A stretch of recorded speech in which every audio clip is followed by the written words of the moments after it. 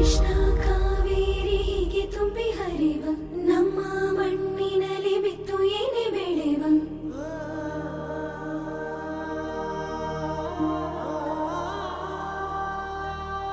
ಗಂಗ ಕದಂಬರು ಆಳಿದ ನೆಲವ ಒಡೆಯ ಸುಲ್ತಾನರು ಕಟ್ಟಿದ ಜಗವ